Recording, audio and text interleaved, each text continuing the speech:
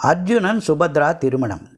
தன் கையே தனக்கு துணை, தங்கையே எனக்கு துணை என்றான் அர்ஜுனன் மாமன் மகனும் உயிர் நண்பனுமான ஸ்ரீகிருஷ்ணரிடம். அது என்ன கதை? பாருங்கள், அந்த கதையை பார்ப்போம். இந்திரபிரஸ்த நகரை தலைநகராக கொண்டு தர்மபுத்திரரான யுதிஷ்டிரரின் தலைமையில் பாண்டவர்கள் நல்லாட்சி செய்தபோது ஒருமுறை பாண்டவர்களில் மூன்றாம் அவனான அர்ஜுனன் புண்ணிய ஸ்தலங்களுக்கு தீர்த்த யாத்திரை சென்று வர வேண்டும் என்ற எண்ணத்தில் இந்திரபிரஸ்த அரண்மனையில் இருந்து புறப்பட்டான். அங்கிருந்து கிழக்கு திசையில் சென்று நதிக்கரைகளில் இருந்த திவ்ய ஸ்தலங்களில் தரிசனம் செய்து கொண்டே நதி கடலோடு கலக்கும் புண்ணிய ஸ்தலத்தை அடைந்தான். அங்கே சில காலம் தங்கி தரிசனம் செய்த பிறகு கிழக்கு கடற்கரையோரம் பயணம் செய்து அங்குள்ள புண்ணிய ஸ்தலங்களில் தரிசனம் செய்து கொண்டே கலிங்க நாட்டுக்கு அருகில் இருந்த மணிப்புரம் என்னும் நாட்டை அடைந்தான். அங்கு சில காலம் தங்கியிருந்த பிறகு அங்கிருந்து மேற்கு திசையில் பயணித்து மேற்கு கடற்கரையோரம் உள்ள புண்ணிய நதிகளில் நீராடி புண்ணிய ஸ்தலங்களில் தரிசனம் செய்து பிரபாஸ் என்ற புண்ணிய ஸ்தலத்திற்கு வந்து சேர்ந்தான். ஒற்றர்கள் மூலமாக அர்ஜுனன் பிரபாஸில் தங்கியிருந்ததை ஸ்ரீகிருஷ்ணர் அறிந்தார். அதே சமயம் அர்ஜுனனும் தன்னுடைய தாய்மாமன் வசுதேவரின் மகனான ஸ்ரீகிருஷ்ணரை மனதில் நினைத்தான். அத்தை மகன் அர்ஜுனன் தன்னை நினைத்ததும் ஸ்ரீகிருஷ்ணர் துவாரகையில் இருந்து புறப்பட்டு பிரபாசுக்கு வந்தார். நெடுநாள் கழித்து சந்தித்த நண்பர்கள் இருவரும் ஒருவரை ஒருவர் கட்டி அணைத்து தங்கள் அன்பை பரிமாறிக்கொண்டனர்.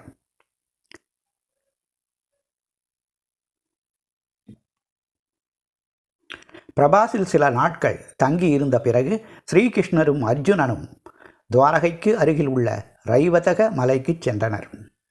அவர்கள் அங்கு செல்வதற்கு முன்பே கிருஷ்ணரின் உத்தரவுப்படி மலை முழுவதும் அழகாக அலங்கரிக்கப்பட்டு இருந்தது. நிறைய உணவு வகைகள் தயாராக இருந்தன. காவி உடை அணிந்து இருந்த அர்ஜுனன் உணவு வகைகளை சுவைத்து உண்டபின் கிருஷ்ணருடன் ஏராளமான கலை நிகழ்ச்சிகளை கண்டு களித்தான். அதன் பிறகு படுக்கையில் படுத்துக்கொண்ட அர்ஜுனன் இந்திரபிரஸ்தத்தில் இருந்து கிளம்பியதில் இருந்து தான் சென்ற புண்ணிய தீர்த்தங்கள், திவ்ய ஸ்தலங்கள் ஆகியவற்றை பற்றியும் அங்கு தனக்கு ஏற்பட்ட அனுபவங்கள் பற்றியும் நண்பர் கிருஷ்ணரிடம் விரிவாக கூறினான். பிறகு உறங்கி எழுந்து மகிழ்ச்சியாக பொழுதை கழித்தான். சில நாட்கள் கழித்து ரைவதக மலையில் பெரிய திருவிழா விமர்சையாக நடந்தது. துவாரகையின் கிருஷ்ணர், பலராமர் உள்ளிட்ட யாதவ குலத்தைச் சேர்ந்த அனைவரும் அந்த வண்ணமிகு திருவிழாவில் கலந்து கொண்டு மகிழ்ச்சியாக கொண்டாடினர். அந்த குடும்பத்தில் நடுவே கிருஷ்ணரின் அன்பு தங்கையான பேரழகியான சுபத்ரா அழகுக்கு அழகு சேர்க்கும் ஆபரணங்கள் அணிந்து அலங்காரத்துடன் இருந்தாள். கிருஷ்ணருடன் இருந்த சன்னியாசியை அவள் கவனித்தாள். காவி உடையில் இருந்தாலும் சன்னியாசியின் உருவத்தில் இருந்த கம்பீரமான அழகு அவன் அர்ஜுனன் என்பதை சுபத்ரையின் உள்ளத்தில் உணர்த்தியது. அவள் மனத்துக்குள் மகிழ்ச்சியுடன் சிரித்து கொண்டாள். சுபத்ராவின் பேரழகில் மயங்கிய அர்ஜுனன் கிருஷ்ணரிடம் அவள் யார் என்று விசாரித்தான். அதை கேட்ட கிருஷ்ணர், என் தந்தையான வசுதேவரின் செல்ல மகள் அவள். பலராமனுக்கும் எனக்கும் அன்பு தங்கை. ஆமாம், காவி உடை அணிந்து தீர்த்த யாத்திரை வந்த நீ என் தங்கையை பற்றி விசாரிக்கிறாயே, என்ன விஷயம்? தனியாகத்தானே வந்தாய்? துணையாக யாரும் வரவில்லையா என்று புன்னகையுடன் வினாவை தொடுத்தார் பரந்தாமனாகிய கிருஷ்ணர். அதற்கு அர்ஜுனன், தன் கையே தனக்கு துணை, தங்கையே எனக்கு துணை என்றான். என்ன அர்ஜுனா, என்ன என்றான் கண்ணனாகிய கிருஷ்ணர். உன் தங்கை எனக்கு துணைவியானால் நான் மிகவும் சந்தோஷம் அடைவேன். அதற்கு நான் என்ன செய்ய வேண்டும், நீயே சொல் என்றான் பார்த்தனாகிய அர்ஜுனன். அதை கேட்ட ஸ்ரீகிருஷ்ணர், உன் விருப்பம் எனக்கும் மகிழ்ச்சியை தருகிறது. இந்திரபிரஸ்தத்தில் இருக்கும் மன்னர் யுதிஷ்டிரருக்கு ஒரு தூதுவரை விரைவாக அனுப்பி உன் விருப்பத்தை கூறி அவருடைய சம்மதத்தை கேள். அவர் சம்மதம் தெரிவித்ததும் நாம் அடுத்து நடக்க வேண்டியதை பார்ப்போம் என்றார். உடனே இந்திரபிரஸ்தத்துக்கு தூதுவர்கள் அனுப்பப்பட்டனர்.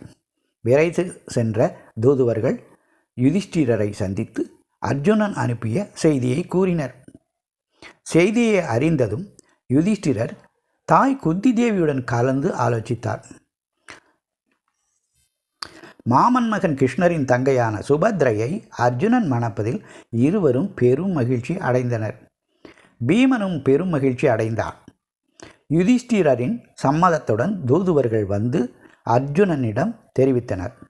இதற்கிடையில் துவாரகையில் பலராமர் சுபத்ராவின் திருமண விஷயமாக சுயம்வரம் நடத்த முடிவு செய்தார்.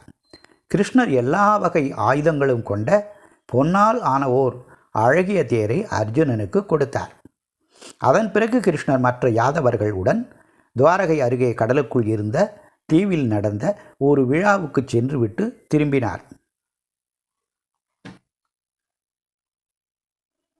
அதே சமயம் ரைவதக மலையில் இருந்த ஓர் ஆலயத்துக்கு சென்றுவிட்டு கிருஷ்ணரின் தங்கை சுபத்ரா துவாரகைக்கு செல்லும் சாலையில் நடந்து கொண்டிருந்தாள்.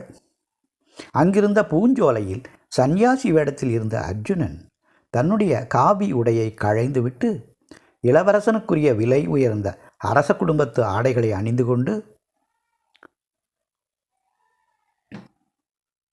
பொன்னாலான கவச்சமும் அணிந்து பேர் அழகனாய் பொன்னாலான தேரில் ஏறி அமர்ந்து சாலையில் நடந்து சென்று கொண்டிருந்த பேரழகை சுபத்ரையையும் தன்னுடைய தேரில் ஏற்றிக்கொண்டான்.